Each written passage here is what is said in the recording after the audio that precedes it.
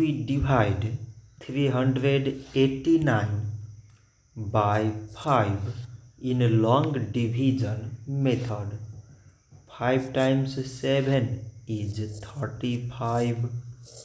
On subtracting, we get 3.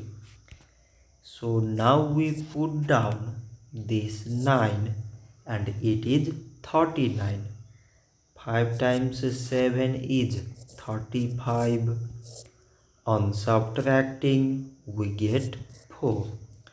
So now we have no any other number to put it down. So we take here decimal, so that we put 0. So it is 40 and 5 times 8 is 40.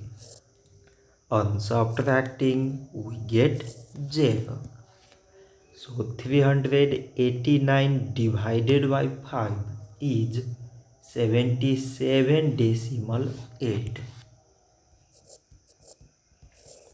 So this much for today and thanks for watching.